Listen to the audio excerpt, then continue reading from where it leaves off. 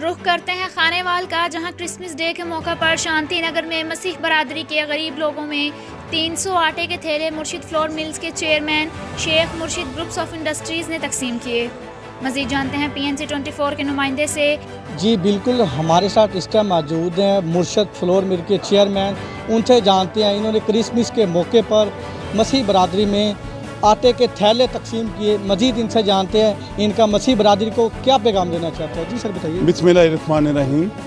मसीह बिरादरी हमारे लिए इतनी खुशियाँ हैं जितनी हमारी ईद की त्यौहार की खुशी होती है। हम इनके हर खुशी में हमेशा शरीक होते हैं और इंशाअल्लाह होते रहेंगे। मेरी यहाँ पर एक मसीह बिरादरी के लिए अहम ऐलान है।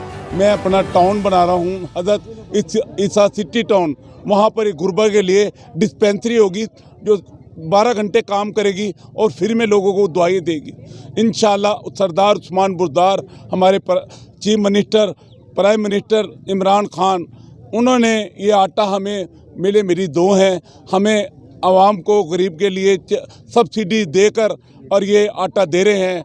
हमने उनसे उन खुशियों में हमारी तमाम पंजाब के अंदर फ्लोर मिल वालों ने एक न एक क्रिसमस के मौके के ऊपर हम आपके शाना खुशियों के अंदर हम आटा अपनी मिल की तरफ से ये फ्री में कर रहे हैं, जिसका हमने मेहमान खसूसी हमारी जो यहाँ MP हैं शाहिदा मलका साहिबा आपके सामने मौजूद है।